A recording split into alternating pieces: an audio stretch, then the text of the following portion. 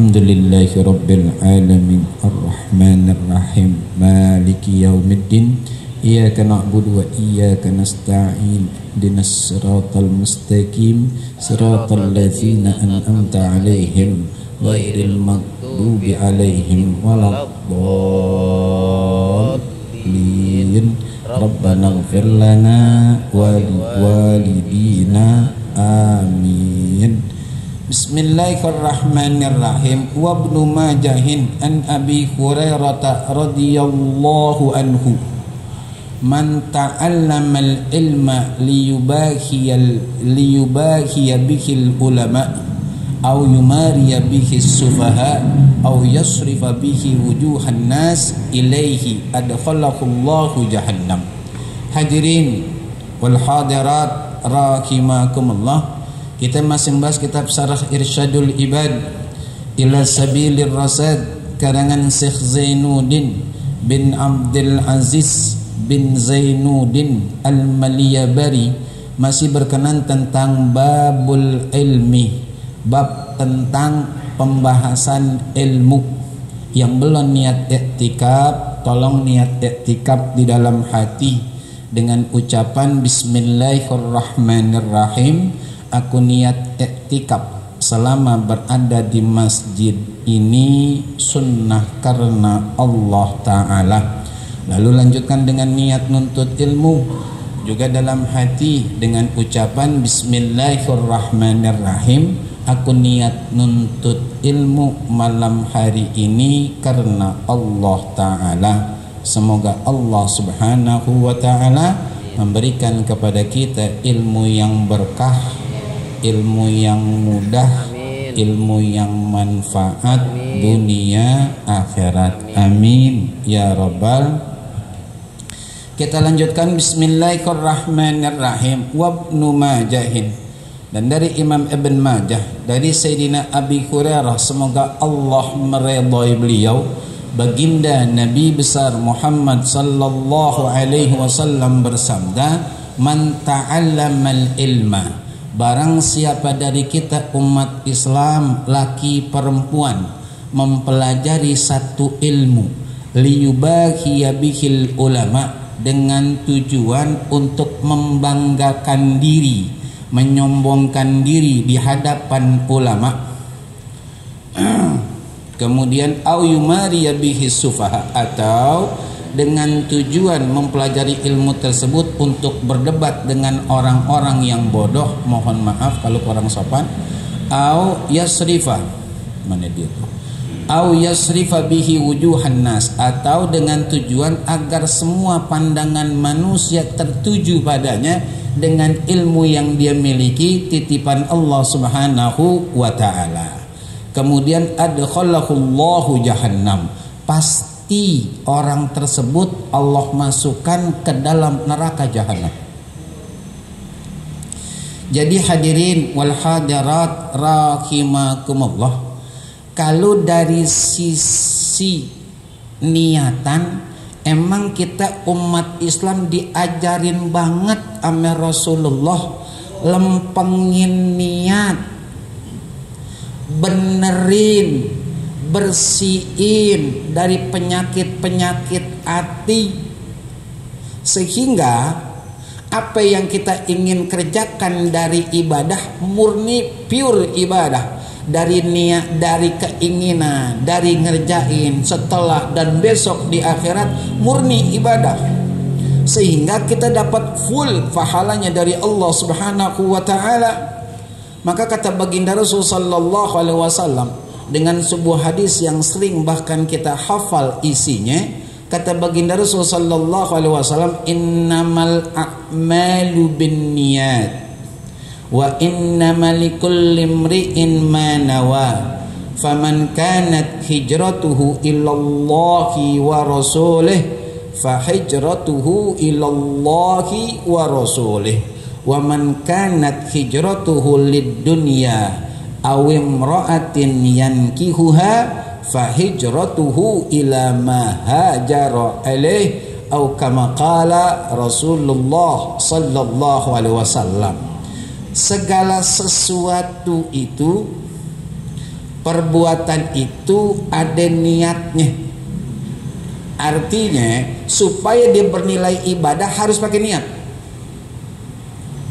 Sering kita mencontohkan, guru kita pun menerangkan, kalau kita gitu ingin sholat seiring takbiratul ihram, niat dalam hati, itu baru namanya sholat. Kalau cuman takbiratul ihram saja, walau ditambah dengan mengangkat kedua belah tangan, tapi hati nggak ada niat, bukan sholat, gerak tubuh, nggak sholat nih. Orang yang niat, orang yang mau puasa Ramadan, puasa wajib, dikatakan oleh baginda Rasul niatnya dari malam. Ternyata malamnya cuma mengatakan nawaitu sauma ghadin an adai fardi syahri ramadhani hadhihi sanati lillahi ta'ala. Salaman pulang, belum niat. Ente lapar, bukanya 6:30, bukan puasa, cuman nahan nggak makan nggak minum doang. Emang kenapa? Nggak ada niat. Nih pentingnya niat. Udah pentingnya niat, wa innamal likulli imri'in ma nawa. Setiap manusia bergantung niatannya. Larinya kemari nih. Ente belajar ilmu tujuannya apa?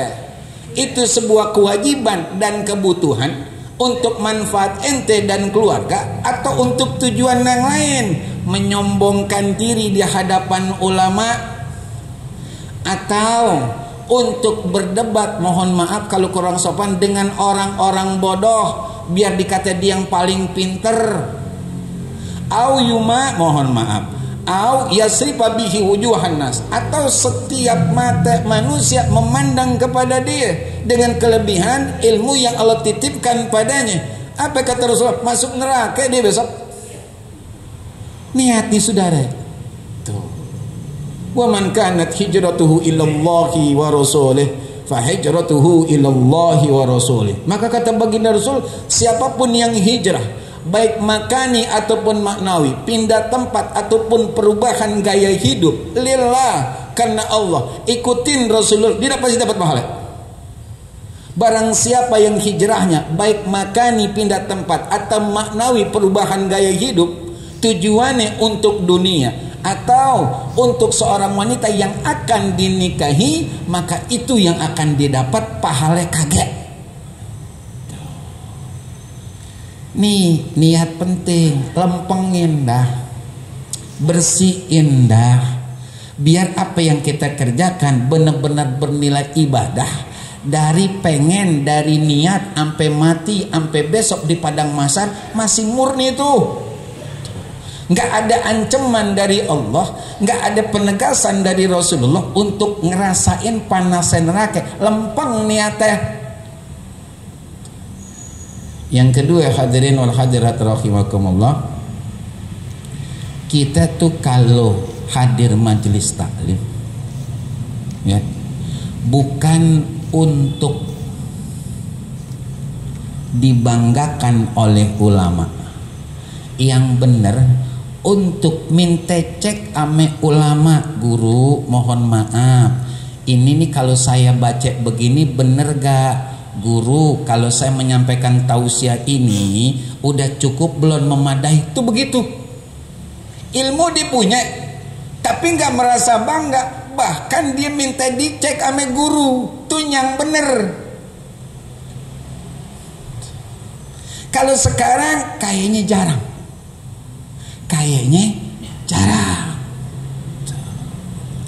Padahal kan ulama-ulama itu adalah tempat rujukan kita untuk jadi orang baik. Khawatir apa yang kita ingin sampaikan atau apa yang ingin kita lakukan masih ada kurang menurut orang yang lebih alim ketimbang kita. Minta dituntun tuh yang benar. Bukan membanggakan diri, salah saudara. Mau laki ke perempuan salah. Udah menceng namanya. Atau kata Rasulullah untuk berdebat dengan orang-orang bodoh. Maaf nih, Kita kan adeknya itu rahmatan lil alamin. Kita kan adeknya di samping buat manfaat diri kita dan keluarga juga orang lain. Kalau kita menemukan orang yang belum paham agama, emang gak tahu, ajarin. Jangan membusungkan dada menunjukkan kepada mereka yang belum ngerti saya orang yang paling pintar di antara kalian. Salah, keliru, sudah ajarin. Itu jadi pahala jariah. Makin banyak orang yang paham gara-gara kita yang ngajarin, lillah, pahala jariah, saudara. Bukan menyombongkan untuk supaya orang-orang oh emang dia cakep, ilmunya top. Terus ente dapat apa anda tuh? Cuman kata-kata top, terus dipuji, dielu-elukan, cium tangan bolak-balik. Kagak. Fadilatul syekh. Siapa? Ulama Syria yang meninggal di bom. Ramadan Al-Buti. Beliau pernah menyampaikan begini. Ketika ditanya sama seorang reporter, Syekh, iya, kenapa sih antum, saya merinding bener nih, merinding, khusus sebelah kanan nih, paha saya. Apa kata beliau ketika ditanya sama reporter Arab? Syekh, iya, mohon izin nih, min fadlik. Ada apa ya, kata saya. Saya mau nanya, saya tuh kalau diajak salaman langsung narik tangan, nggak mau dicium. Apa kata beliau? Saya malu sama Allah. Orang nyium tangan saya, mereka pikir saya orang baik, orang soleh. Saya malu. Allah tahu banget siapa saya. Itu kelasan Fadilatus Syekh Ramadan Al-Buti, yang orangnya sangat-sangat sederhana, kendaraan yang murah, padahal ilmunya Allahu Akbar itu. Gak mau dicium tangannya. Ada juga kan guru yang pengen banget dicium tangannya. Dia datang kudu bangun orang.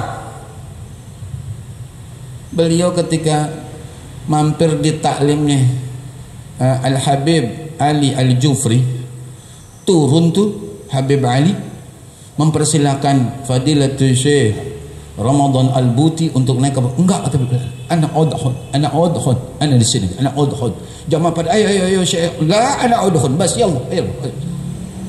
Enggak mau beliau. Tuh yang cakep mestinya begitu, menyamakan dengan orang yang ada walaupun punya kelebihan, titipan Allah, anugerah Allah, bukan untuk ditonjolin. Disitulah adab main, saudara, bukan kesombongan, saudara. Ente sombong abin tuh ilmu. Begitu kudunya. Ini baru tahu anoh. Iya, la ilah. Mohon maaf ya, duduk dekat ulama, modal sorban, saudara, ame baju putih, biar direndengin ame ulama. Bukan tujuan ingin dekat ulama, biar dekat termasuk ulama. Kan repot kalau yang begini, saudara. Padahal tahu orang hidupnya bagaimana. Enggak begitu.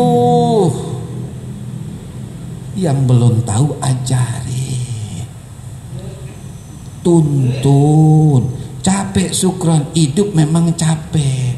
Tapi kalau dia faham dengan apa yang kita ajarkan dan itu ilmu dia butuhkan, selama hidup dia pakai, nggak bakalan berhenti pahala buat kita dari Allah sampai kiamat. Dia nyebarin lagi kayak multi level marketing, saling sundul-sundulan.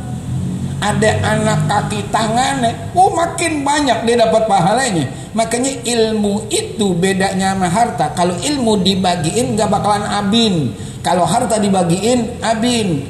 Ilmu yang jaga kita, harta kita jadi budaknya jaga. Begitu, saudara. Dipahamin dong. Kita kemuliaan itu Allah yang ngasih, bukan kita yang nyari. Allah yang ngasih. Ketika Allah angkat, yarfa'illahu alladzina amanu minkum walladzina utul ilma. Allah yang angkat, saudara, bukan kita cari kemuliaan. Capek memastikan orang, meyakinkan orang kita punya ilmu, capek. Udah lempeng aja jalannya. Ajarin, bagiin ilmu. Itu adalah milik Allah. kita bagiin, makin banyak orang yang tahu, makin banyak pahala kita, kan enak. Ngapain perlu kita tonjolin? Fauqa dzi ilmin alim, di atas orang yang alim ada yang lebih alim. Di atas toprak masih ada pupuk.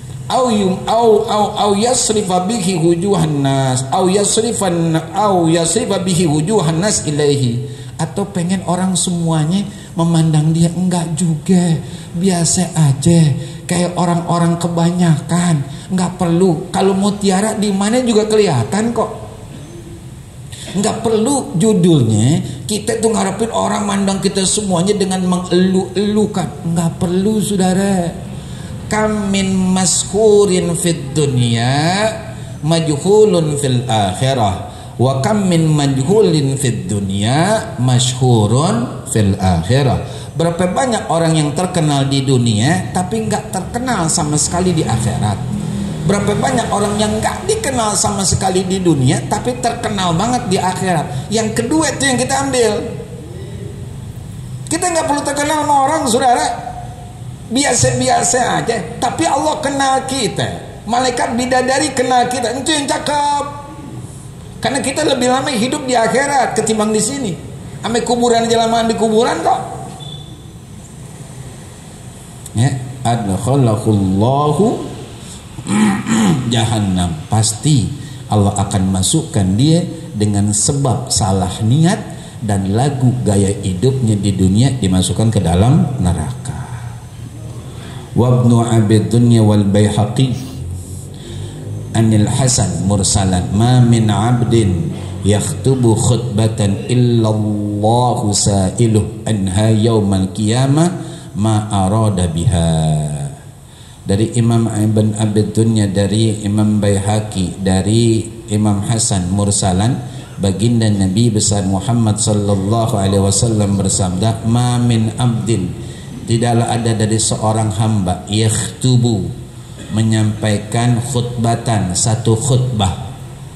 Salat Jumat ini, salat Idul Fitri, Idul Adha, salat gerhana matahari, gerhana bulan, kan ada khutbahnya tuh, ya. Yang pastinya si Jumat, yang pastinya Jumat untuk setiap pekan, ya. Illallahu sa'ilu anha yaumal qiyamah, kecuali pasti Allah akan tanya tuh ame sang khatib akan isi muatan khutbahnya. Ma arada biha, kata Rasulullah, apa yang dimaksudkan, diinginkan oleh sang khatib menyampaikan isi khutbah tersebut. Maka dalam hal ini tolong dah, gitu, khatib itu menyampaikan isi khutbahnya yang dibutuhkan oleh jamaah, jangan yang tidak dibutuhkan oleh jamaah. Emang kenapa syukron? Sebab kalau taklim itu nggak pasti banyak, dikit iya. Tapi kalau khutbah Jumat banyak, saudara, walaupun terlambat istilahnya, saat itulah kita sampein. Itu satu. Yang kedua, bahasanya yang mudah dipahami oleh jamaah. Jangan pakai bahasa sekolahan. Intervensi, klarifikasi, konfrontir. Kata yang tua, dia ngomong apaan sih ya? Dia kagak ngerti. Enakan bahasa kampung. Emang ajaran Rasulullah begitu. Berbahasalah kalian sesuai dengan bahasa orang yang ada di kampung itu, biar nyambung. Makanya sunnahnya khutbah pakai bahasa Arab.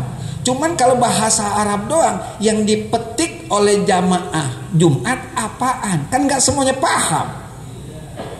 Makanya ada bahasa Indonesianya. Tuh, rukunya pakai bahasa Arab. Tuh begitu, saudara. Ngikut sunnah iya, cuman kan kudu ada jamaah ngambil manfaat. Berbahasalah dengan bahasa yang dipahami oleh jamaah. Jangan bikin puyeng. Nggak ngerti saya. Tadi apa sih? Nggak sampai ngerti. Bahasanya begitu. Terus iya saya dengerin aja, udah dengerin aja gini. Paham sih kagak, gini aja. Terkata Allah, ente pakai bahasa, maaf ya kalau kurang sopan, di tengah-tengah orang kampung bahasa orang sekolahan. Maksudnya apa? Tuh, kita jawab apa nih? Tuh. Itu dari sisi khatibnya. Dan khatib itu ajaran Rasulullah, singkat tapi padat, sholatnya yang agak lama. Ada seseorang menyampaikan sama saya begini, Ustaz, iya, ada nih di masjid kita, ngapain orang khutbah, beliau khutbah, hujan udah, di luar hujan masih khutbah. Terus gimana bang? Tahun besok saya gak pakai dah. Lah hujan masih khutbah. Kan kesianan orang yang di luar. Udah dah simple, bisa dipahami, nyampe sama jamaah selesai. Dan buat jamaahnya, tolong jangan tidur. Tuh. Jangan ngobrol. Maaf nih agak sedikit keluar. Ngapain kalau denger dangdut, denger musik, melek matanya? Enggak, kalau boleh lihat dah di mana ada musik, emang ada yang merem gitu? Enggak ada. Jangankan yang muda, ya aki-aki naik ke panggung.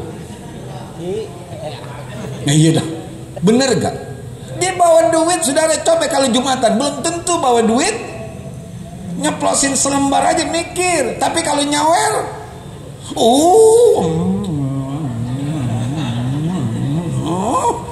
la ilaha illallah, dosa dibeli, yang nyangkut aja susah dibersihin, dibeli dosa. Jangan ngantuk, deketin kata Rasulullah ame imam, datangnya awal mojok. Ada di sini dia dulu Abidin yang begitu jamaah, datangnya awal, cakap banget awal mojok, kayak belek.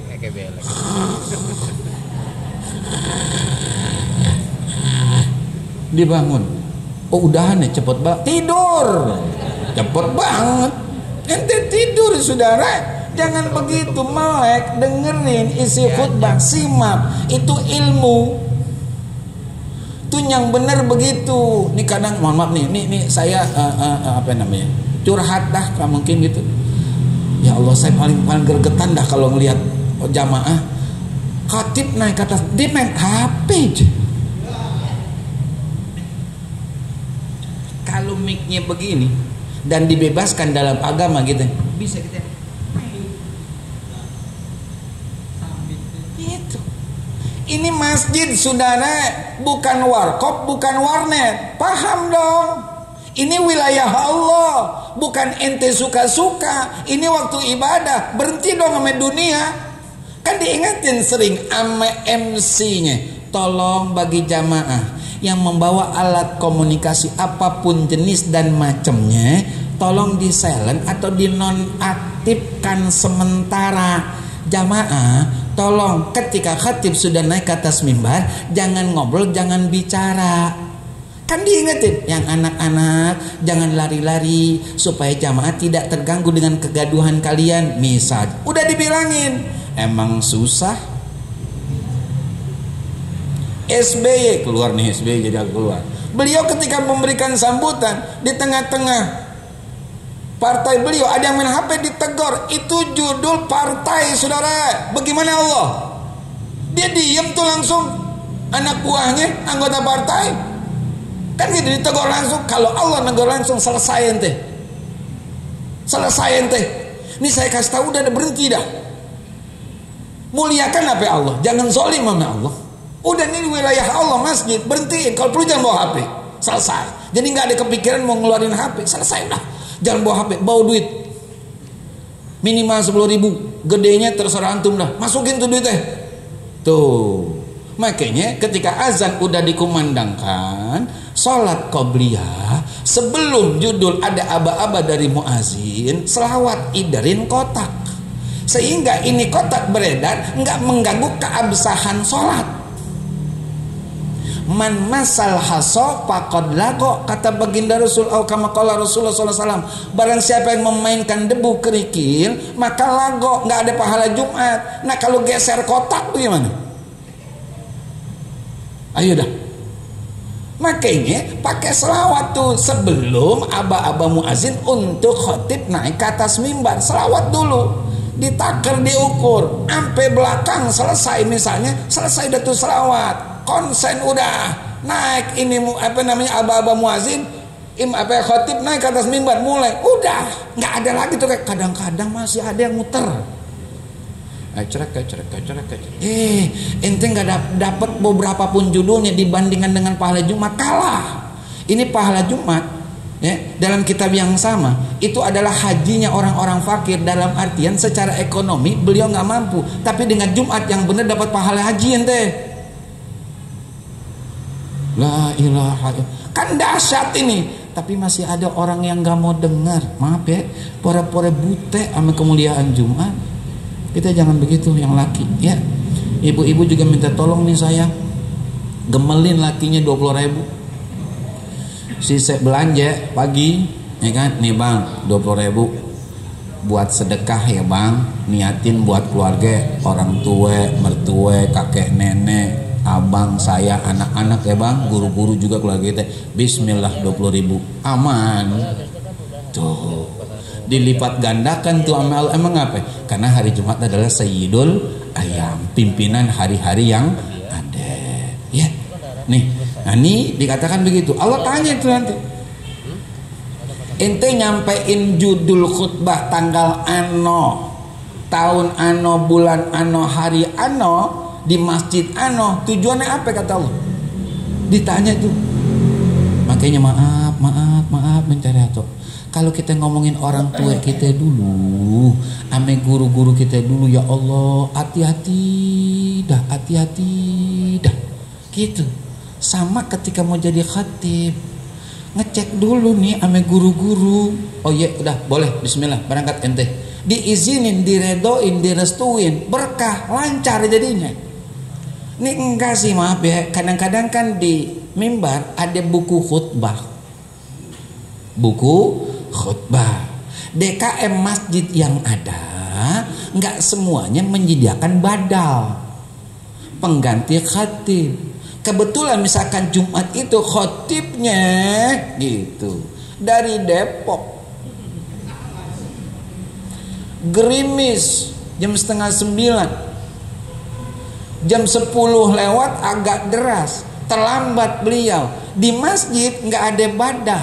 Akhirnya naik nih seseorang, pakaiannya seadanya, tangannya tangan buntung gitu, kadang-kadang nggak pakai peci, pakai celana bahan, baca buku khutbah, dipaham juga kagak syarat rukunnya. Coba dah siapin badal. Emang apa? Begini saudara, ada pertanyaan, dan ini pertanyaan pernah saya sampaikan di satu majelis. Kan menurut mazhab Imam Syafi'i, salah satu syarat sahnya Jumat jamaahnya 40. Itu ya. Mustautin, penduduk asli 40 udah termasuk imam. Nah, permasalahannya ada di satu daerah gitu, yang pastinya kampung muslim, cuman ketika Jumat adanya sekitar 15, paling banyak 20 orang nih yang ke masjid. Pertanyaannya, tetap Jumat apa ganti Zohor? Ibu jangan melotot, ini pertanyaan. Hah? Tetap Jumat apa ganti Zohor? Kan bingung kan? Nah iya, saya coba Rudi. Tetap Jumat, kan kurang jumlahnya 40. Nah iya kan kurang dari 40. Nah kan jadi begitu, soal zuhur aja dah. Ente nasi gorengnya pakai telur nggak? Pakai telur nggak ya? Pakai telur nggak? Kalau pakai telur, beda. Pakai telur lah. Kayak makanan jadi. Kata Kiai Haji Bahauddin bin Kiai Haji Nur Salim, enggak ngadain Jumat itu bahayanya lebih besar. Jadi boleh pindah mazhab, emergensi namanya. Jangan diganti Zohor. Walaupun di kampungan kita belum familiar, belum biasa, tapi dengan kita tahu ilmu begini dari ahli fikih, ya kan, anggota yang merumuskan tentang tafsir Al-Quran yang tanpa titel tapi ilmunya bejibun, itu Gus Baha. Beliau mengatakan enggak diadakan Jumat diganti dengan Zuhur, itu bahayanya besar, banget besar. Tetap laksanakan tapi pindah mazhab. Yang membolehkan jumlah jamaahnya kurang dari 40. Ini kan kadang-kadang gitu, DKM termasuk jamaahnya nggak siap menghadapi sesuatu yang tiba-tiba. Ini yang bahaya. Bahkan mohon maaf, ada yang dilelang jamaah pengumuman khatib yang bertugas dan terjadwal hari ini Jumat ini nggak datang. Kira-kira ada nggak jamaah yang siap jadi khatib? Nah, ayo dah, kita mau bagaimana dah? Emang kudu begitu tuh? Kan enggak, coba kalau ada badalnya. Enggak, bingung kita. Jam 12:05, jam 12 ini khatib belum datang, ada maklumat, pengumuman pemasukan, pengeluaran dan seterusnya, undangan untuk majelis dan seterusnya, jumlah keuangan dan seterusnya, belum datang, naik udah nih badal. Kan cakep. Ini badal bukan sembarang badal. Ilmunya insya Allah sama khatib aslinya. Jadi kita nggak ragu, nggak khawatir. Cakep, begitu kudunya. Tapi kan syukuran keluar duit. Lah iya saudara, keluar duit. Namanya beliau menyisihkan sebagian waktunya untuk bisa ada di masjid kita. Tuh. Nah ini jage-jage namanya. Mau tanggung jawab tentang keadaan Jumat yang begitu besar ancaman hukumannya, atau ngeluarin duit, kan juga bukan duit kita, dari jamaah juga. Siapin itu. Kan cakep begitu. Masih jarang asli masjid-masjid yang ada. Beneran masih jarang. Enggak semuanya punya badal. Dan yang punya badal sangat bijaksana yang saya tahu. Kalau khatib yang asli benar datang, beliau kan udah dipantek di masjid nih, tetap dikasih kerohiman. Tuh yang top namanya begitu. Jangan main cabut-cabut aja. Ini bukan main boleh kampung nih, tarkam. Bukan, nggak datang dia, tarik aja tuh, siapa yang penting lengkap. Nggak bisa saudara, ini ibadah saudara, menyangkut keabsahan sekian banyak jamaah. Ya, nih jadi nanti Allah tanya tuh, ma'aroda biha, apa yang engkau inginkan dan maksudkan dari isi khutbah yang kamu sampaikan. Jadi benar-benar tuh kalau guru-guru kita tuh menyampaikan khutbahnya isinya benar-benar tuh emang yang dibutuhkan. Bukan yang asal dapat, bukan. Yang dibutuhkan apa yang dibutuhkan nih. Itu yang beliau sampaikan sehingga jamaah dengarnya jelas, terang, paham dia, cakep. Nah besok ketika ditanya Allah, udah kita jelasin, Allah maksud saya begini ya Allah, begini dan begini. Tuh. Walaupun Allah pastinya maha tahu, ini supaya sebagai satu bentuk teguran halus dari Allah, supaya kita ketika menyampaikan khutbah, membuat itu isi khutbah di rumah bukan asal-asalan. Ada tanggung jawab namanya, bukan sekedar ada doang. Ini Islam ngajarin, ya. Dari sebelum. Kita lanjutkan sedikit. Qala fakana Malik bin Dinar idza hadatsa biha baka. Berkata, dan adalah Imam Malik bin Dinar jika membicarakan tentang khutbah tersebut baka, beliau menangis. Maaf nih hadirin wal hadirat, kita berhenti lagi. Kalau orang soleh sensitif perasaannya, dia takut banget sama Allah, nangis ya. Nangis beliau. Bukan urusan dunia, urusan nangis beliau. Ngucur air mata itu. Nggak pakai judulnya dipancing-pancing, ngucur aja. Membayangkan betapa beratnya besok di hadapan Allah, saya harus bertanggung jawab dengan apa yang saya lakukan. Nggak kebayang sama dia dan timbul rasa takut, nangis. Itu orang soleh. Makanya saya sering menyatakan kalau nangis kita pure murni, emang tumbuh dalam diri buah rasa takut akan hukuman Allah dan maha besarnya Allah, ambil nih air mata, sapuin ke seluruh tubuh, dijamin aman tubuh kita disentuh api neraka. Jangan dilap sama tisu, rugi kita. Emang apa? Jarang-jarang tuh keluar air mata yang begitu. Kalau air mata dunia sih banyak, saudara. Motor baru banget kredit, ambil lo orang ngulun-ngulun, lu kan nangis, ya kan? Gitu. Misalkan naudzubillah dikeluarin dari kerja, nangis deh di pojokan, ya kan? Bengul matanya, pulang kata bini, ngapa sih bang mata begitu bang? Ngapa bang? Dia nggak tege, dia cerita sama bininya, mengenai dia nangis di perjalanan aja dah, nangis. Tapi kalau untuk urusan akhirat jarang, saudara. Kalau ada, manfaatin dengan sebaik-baik, karena itu air mata kejujuran kita akan bagaimana agung dan maha besarnya Allah, dan kita ingat dosa, takut banget sama siksa pedih Allah Subhanahu wa taala. Maka beliau menangis. Summa yaqul, kemudian Imam Malik ibn Dinar beliau berkata, atahsabuna aini taqarrab bi kalami alaikum. Manusia umat Islam, apakah kalian mengira aku senang dengan apa yang aku sampaikan barusan kepada kalian?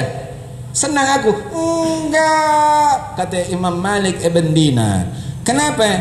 Lanjut kata beliau nih, wa ana a'lamu anna Allah ta'ala sa'ili anhu yaumal qiyamah. Aku tahu betul apapun yang aku sampaikan dari isi khutbah Allah pasti tanya.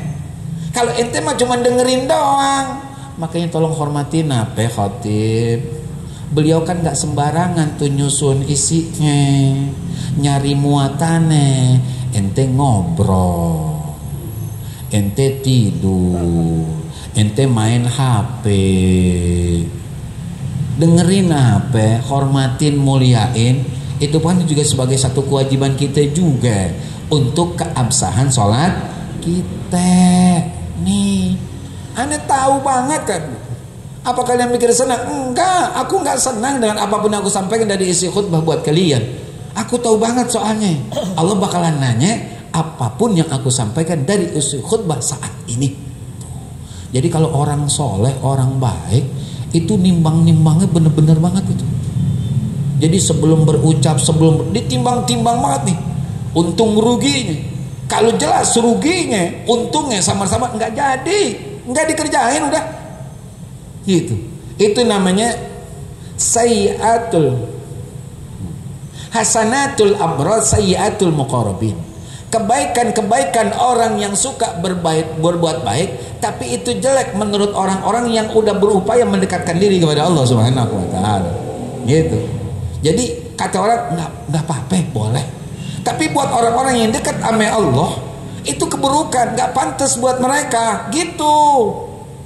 Itu kelas-kelas orang soleh, kelas-kelas alim ulama yang subhanallah dekatnya, kenalnya sama Allah, Allahu Akbar. Maka gak sembarangan. Nah kita sebagai murid-muridnya, kita sebagai jamaahnya, tolong dong hormatin, tolong dong muliain. Gitu.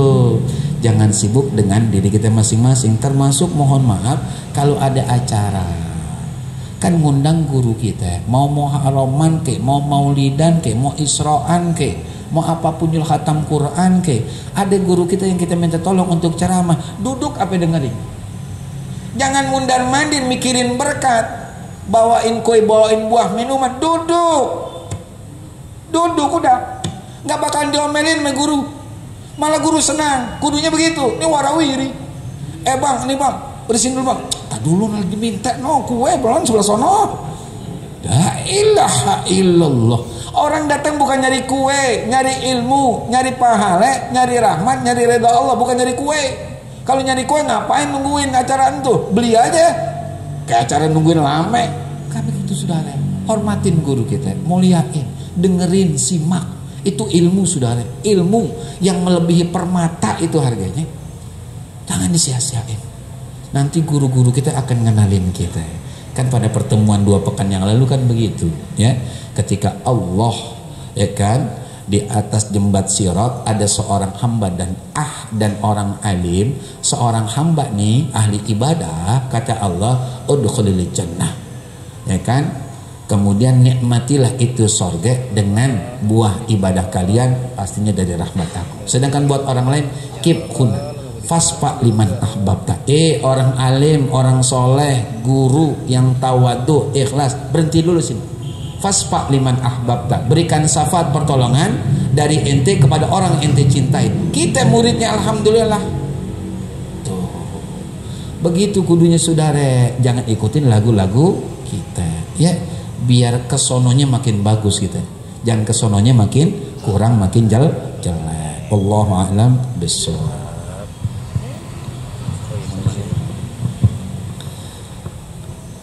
Terima kasih pada guru kita yang telah menyampaikan kajiannya serta ilmunya. Mudah-mudahan menjadi tambahan ilmu yang bermanfaat buat kita dalam rangka kita menjalankan kegiatan kita, aktivitas kita sehari-hari untuk beribadah kepada Allah Subhanahu wa taala. Amin, Allahumma amin.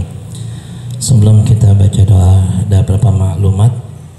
Yang pertama, ada alhamdulillah kembali kita mendapat kiriman paket nasi kotak 80 paket dari Bapak Haji Erwin Yudiyardi dengan niat Bapak Haji Erwin Yudiyardi dan sekeluarga, dan khususnya putri beliau yang bernama Azahra Yudistriani yang sedang safar atau perjalanan tugas kampusnya keluar kota, dan juga sahabatnya Bapak Haji Erwin yaitu Bapak Haji Yudi Harimukti yang juga sedang safar tugas kantor di luar kota. Mudah-mudahan yang sedang tugas diberi kemudahan, kelancaran dalam tugasnya serta diberi keselamatan oleh Allah Subhanahu wa taala. Kemudian yang kedua, mohon doa untuk kesembuhan daripada Bapak Zubair, abang dari Bapak Andi Sonet yang sedang koma di ICU Rumah Sakit Budi Asih, serta jamaah lain yang sedang ditimpa musibah sakit oleh Allah Subhanahu wa taala. Semoga Allah segera angkat penyakitnya, sembuhkan dan memberikan kesembuhan yang sempurna. Terakhir kita mohonkan doa Fatihah untuk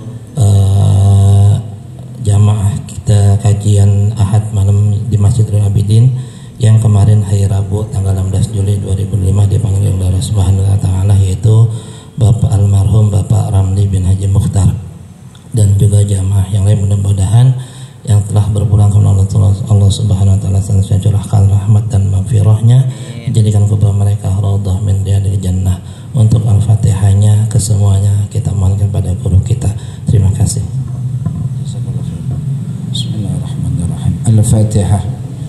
Biniyatir rahmah wal maghfirah was safa'ah wal ma'unah, biniyatis sihhah was salamah wal afiyah, biniyatil qabul wal maqbul wal madhkur ila hadratir rasul sallallahu alaihi wasallam. Al-Fatihah. A'udzu billahi minasyaitonir